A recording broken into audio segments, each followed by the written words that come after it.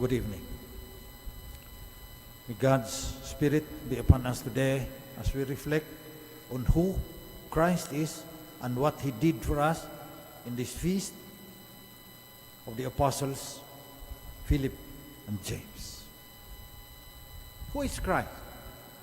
What did He do for us?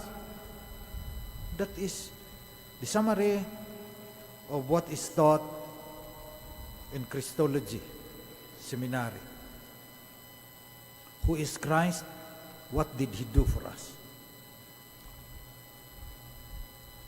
What He did for us, what He does for us even until now, is called His functions.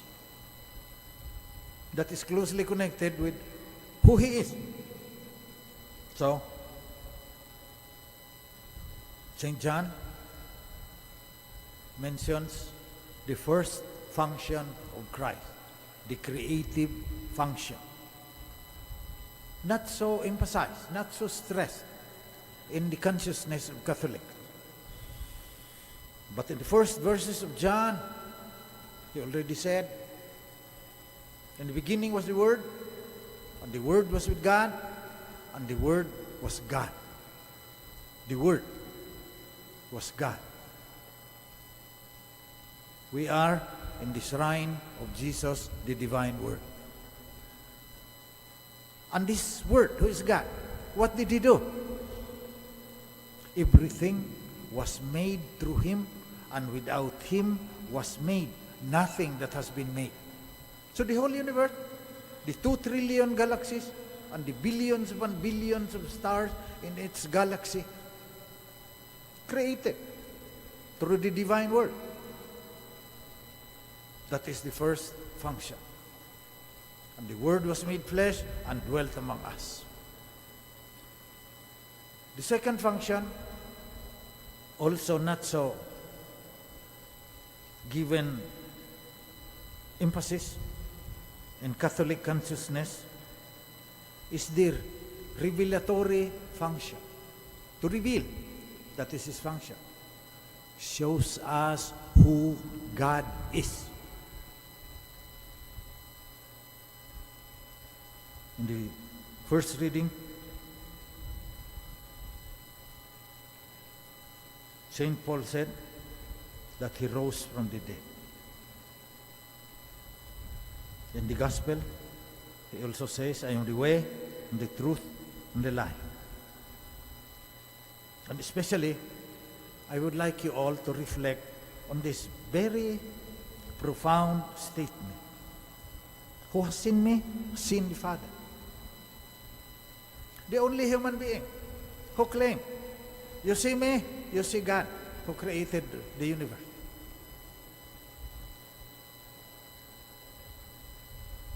Show us the Father. Reveal the Father to us. The third, we will not discuss too much. Revealing function, creative function, revealing function, and redemptive function. He died for our sin, according to St. Paul in his letter to the Corinthians, chapter 15. For I handed unto you, as of first importance, what I also received, that Christ died for our sins in accordance with the Scriptures. I would like to focus today on this revealing function, because this is a very profound statement. Whoever has seen me has seen the Father. And before that, no one comes to the Father except through me, He said. He is the way, the truth, and the life, because no one can come to the Father except through Him. So what kind of God did He reveal? What kind of Father? Yun na lang, sa Father na lang, may revelation na kaagad eh. That God is our Father. That God is love, according to St. John in his letters. Scientists, also, most of them now, most of them were atheists before, most of them are now forced by their calculation by their algorithms and their higher maths and their differential calculus that there has to be a creator of the universe, the creative designer. Because their calculations, their algebra shows, proving the discovery of Father George Lemaitre, that the universe at the beginning, 13.78 billion years ago. Diyan napipilitan sila. Kung nagsimula yan, may nagsimula niya. So si Einstein, naniniwala din na may Diyos. Pero yung Diyos niya, parang yung walang hanggang kaalaman, walang hanggang dunong lang. Does not care whether you have cancer. Does not care whether you have an autistic child. Does not care whether you could not pay your debts. That is the God of Einstein. Christ revealed a loving God to us. That God cares. Of course, we cannot understand Him because Isaiah also said, as far as the heavens is from the earth, ganon kalayo ang agwat natin. My ways are not your way, and my thoughts are not your thoughts. But most often, we create God into our image and likeness. Gumagawa tayo ng sarili nating Diyos.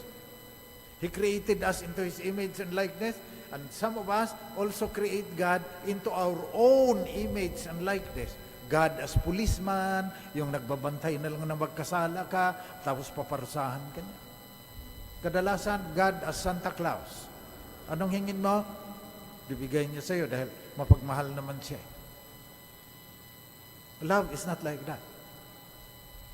Bibigay sa'yo dahil maganda para sa kanya kaligtasan. Minsan hindi siya nagbibigay dahil hindi maganda para sa iyo. Minsan pinaparusahan ka pa nga niya para magiging mapagpakumbaba ka so that you will become humble. Dahil sometimes when we are strong, when we have enough to eat, we have money in the bank, we have a nice life, we think that we don't need God anymore. We don't need the God of Jesus Christ anymore. But in boundary situations, diyan mo matitesting ang paniniwala mo sa Diyos. Whether God really loves you. Stage 4 cancer ka na, God is with you. When I had an operation last year, may clog yung catheter. Ang sakit. Kung 1 to 5 ang pain, siguro mga 4.8. Parang tagal kasi ng doktor. So I suffered for some time. But the pain became bearable because I had the feeling that God was there. And He loves me. Makakaya mo lahat. Maniniwala ka lang doon sa God revealed by Christ that He loves you. Hindi mo maintindihan ngayon bakit stage 4 cancer ka, but sabi ni Job, even if he kills me, I will trust him.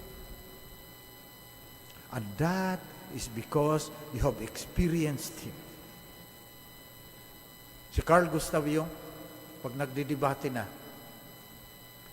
kung may Diyos ba o wala, sasabihin niya, ikaw ba nagkaroon na ng religious experience? Sabihin ng atheist, hindi. Sabihin ni Carl Gustav Jung, I'm sorry, ako meron. Nagkaroon ako ng karanasan ng Diyos. Parang si Blaise Pascal, mathematician, very famous scientist. Nung namatay siya, may sinulat siya doon, nilagay niya sa kanya nakita nila sa kanyang quote.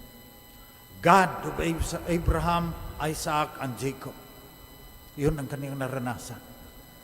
So paano natin mararanasan yung God of love that will always be there? with us. In sorrow and in joy. The God revealed by Jesus Christ is with us. And how can we understand the God that Christ revealed?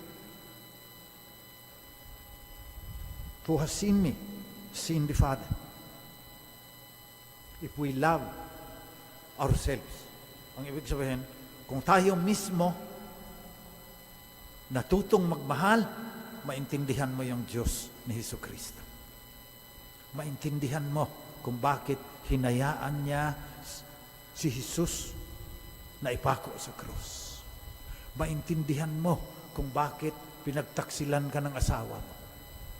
Maintindihan mo kung bakit niloko ka ng business partner mo na mamulubi ka ngayon. Basta matuto kang magmahal. Yun na lang problema natin sa buong buhay natin. Sabi ni St. Augustine, tinanong siya, paano ko maintindihan yung Diyos? Walang hanggan yan. Walang hanggang pag-ibig pa yan. Paano ko maintindihan yan? Sabi ni St. Augustine, da mihi amantem. Siya lang makakaintindi niya. Ang ibig sabihin, give me a lover. Give me a person who has experienced to love really. To really love. Maintindihan niya, the God revealed by Jesus Christ. At kapag naranasan mo rin yung pamamahal ng Sacred Heart, First Friday ngayon, maintindihan mo rin. Bakit? Sinabi niya, into your hands I commend my spirit. Sabi ni Job, God has given, God has taken away, blessed be the name of the Lord. Kinuha ang tatay mo, God has given. 54 years namang nabuhay yung tatay mo, minahal ka. God has taken away, biglang inatake, nawala na. Blessed be the name of the Lord. Let us pray today that after all our communions, after all the rosaries that we have said, after all the prayers that we have interceded with God, that we will really understand through the grace of the Holy Spirit what kind of God Christ revealed to us. Because no one comes to God except through Christ. Whoever has seen Him has seen the Father who is love.